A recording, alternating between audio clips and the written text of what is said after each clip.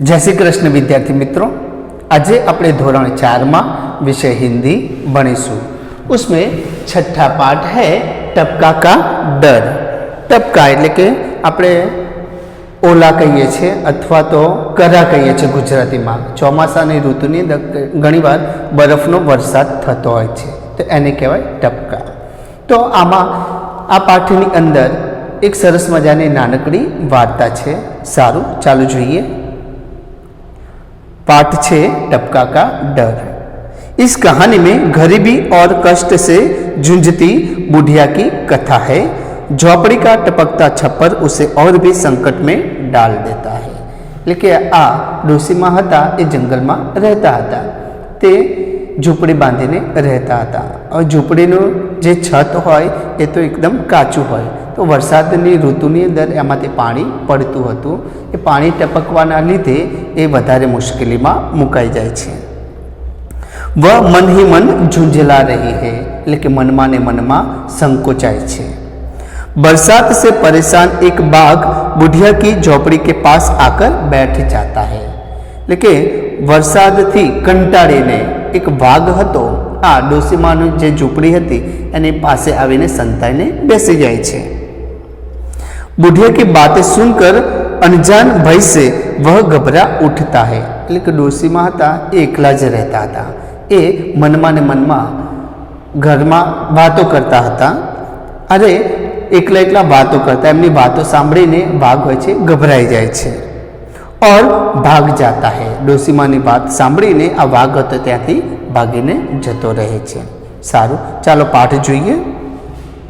बरसात का दिन था, એટલે કે વરસાદનો દિવસ હતો।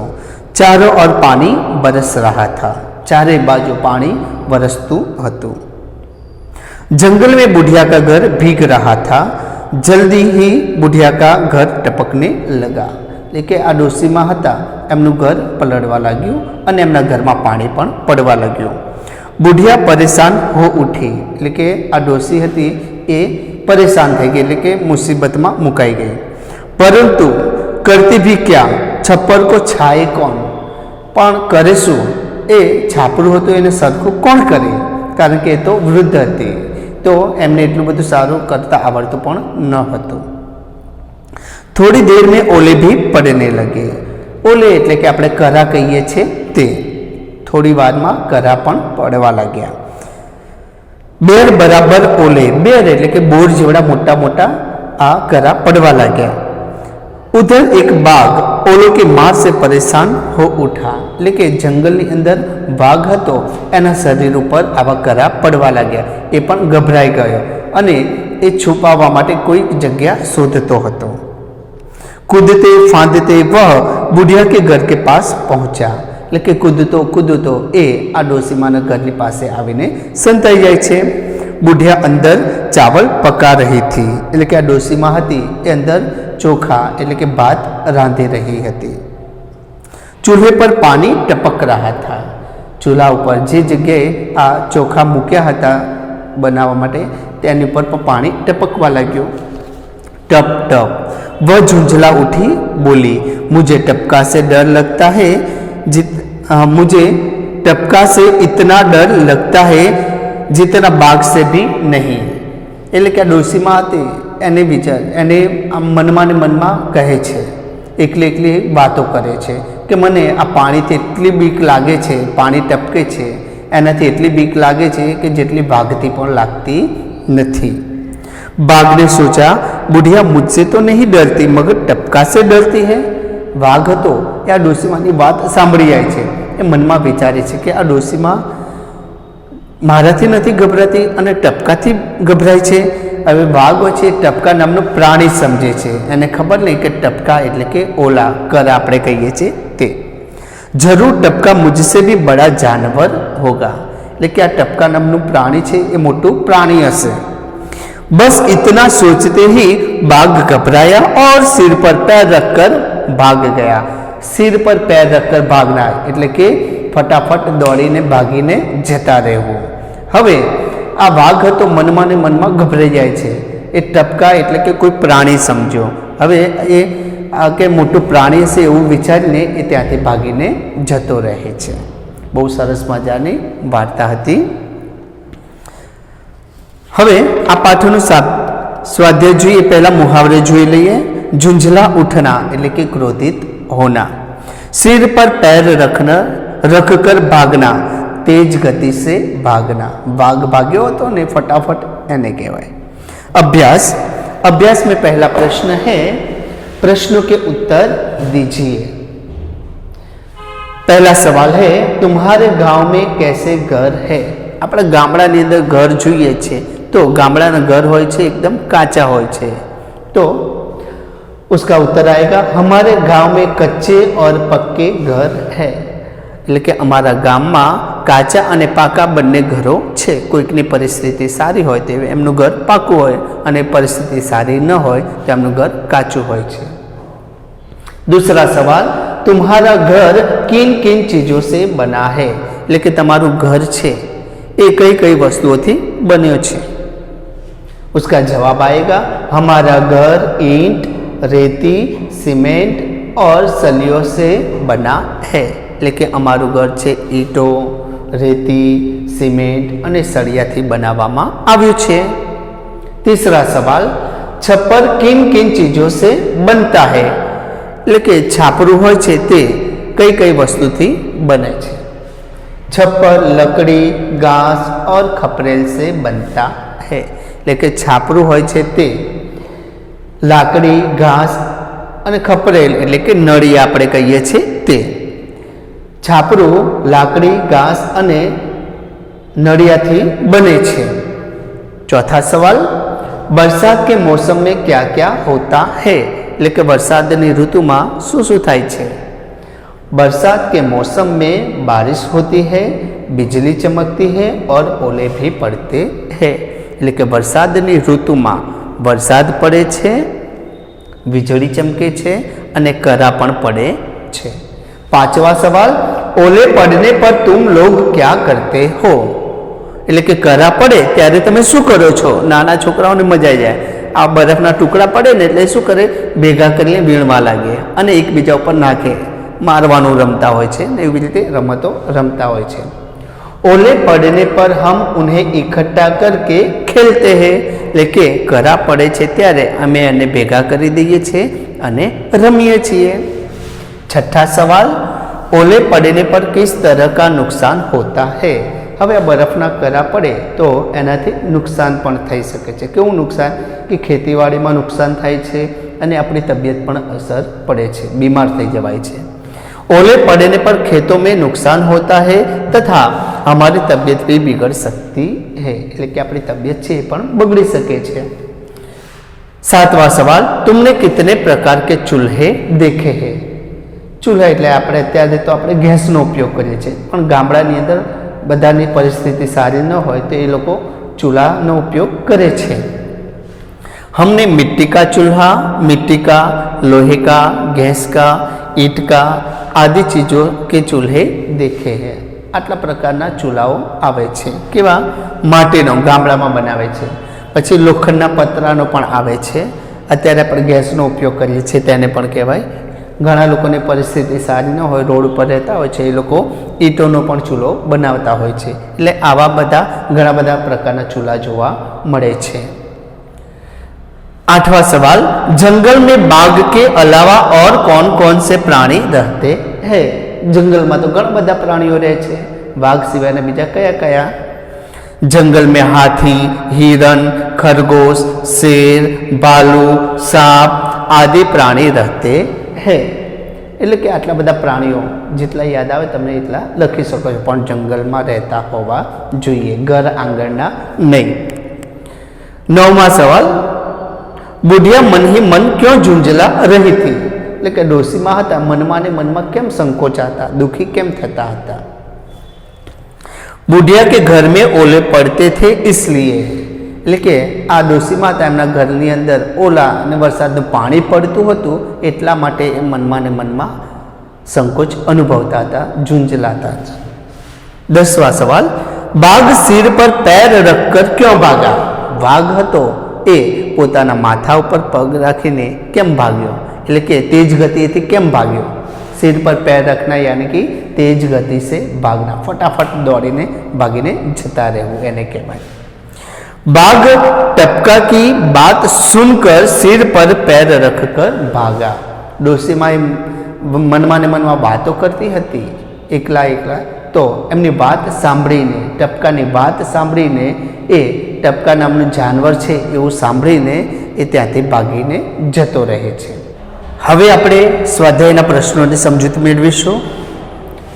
उसमें पहला सवाल है प्रश्नों के उत्तर दीजिए, એટલે કે પ્રશ્નોના જવાબ આપવાના છે।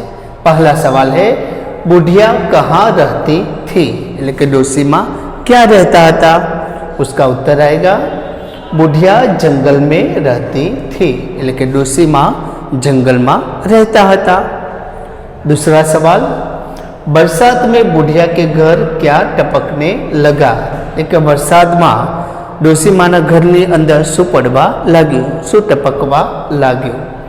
बरसात में बुढ़िया के घर में ओले टपकने लगे, એટલે કે આ વરસાદની ઋતુ હતી એની અંદર ડોશીમાના ઘરની અંદર કરા પડવા लाग्या। तीसरा सवाल ओलों की मार से परेशान होकर बाघ कहाँ आ गया, એટલે કે આ કરાની માર સહન ન થતા બાઘ હતો ક્યાં આવી ગયો। उसका जवाब आएगा ओलों की मार से परेशान होकर बाघ बुढ़िया के घर के पास आ गया, એટલે કે કરાની મારથી પરેશાન થઈને, એટલે કે મુસીબતમાં મુકાઈ ગયો ત્યારે બાઘ એનાથી બચવા માટે આ ડોશીમાના ઘરની પાસે આવી ગયો। चौथा सवाल पानी टपकने की आवाज कैसी थी, એટલે કે પાણી પડે છે તેનો અવાજ કેવો આવે છે, તો કેવો આવે છે, ટપ ટપ। जवाब आएगा पानी टपकने की आवाज टप टप थी, पानी पड़वानो आवाज टप टप हतो। पांचवा सवाल बुढ़िया को सबसे ज्यादा डर किससे लगता था, ડોશીમા ने સૌથી વધારે बीक कोनी लगती थी, तो भय कोनो लागतो हतो।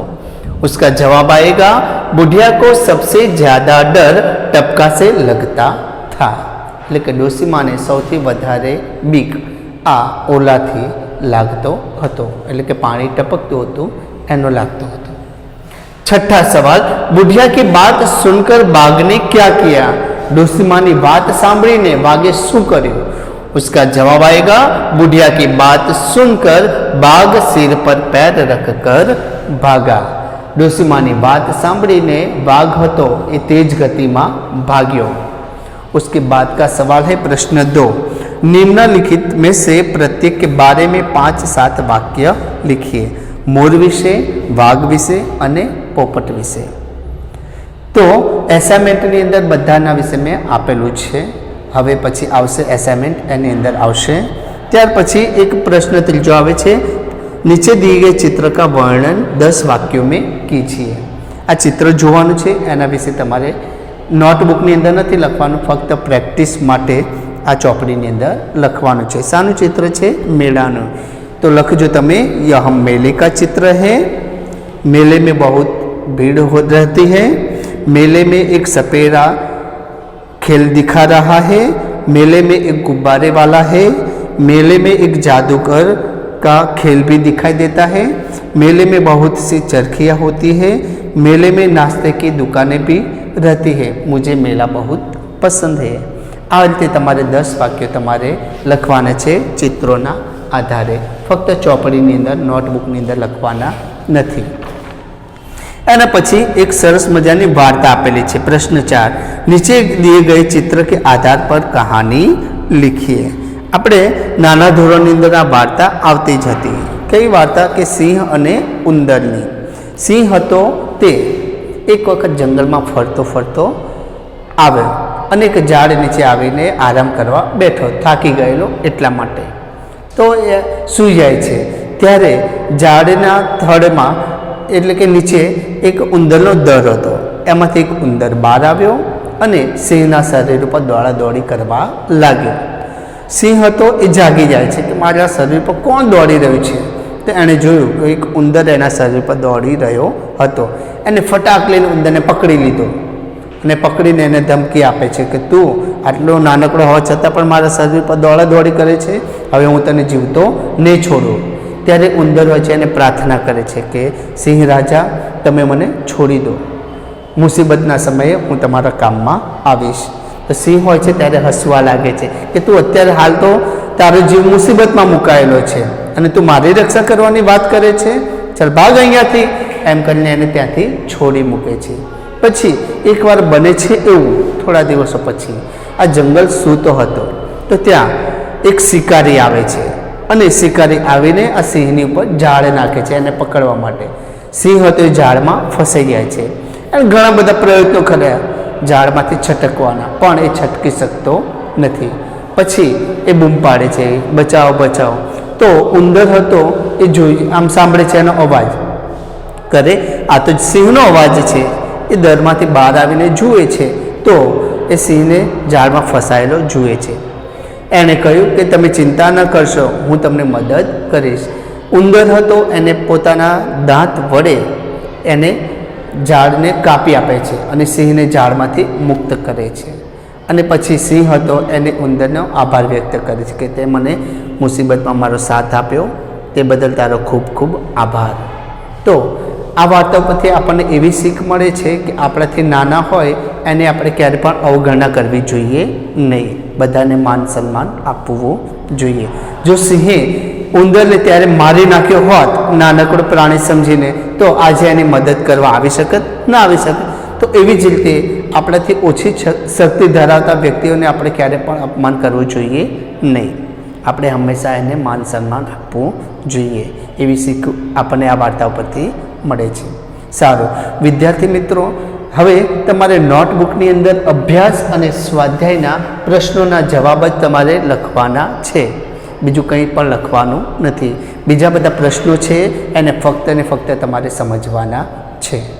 સારું, ત્યારે નેક્સ્ટ લેક્ચરમાં ફરીવાર મળીશું. ત્યાં સુધી આવજો. જય શ્રી કૃષ્ણ.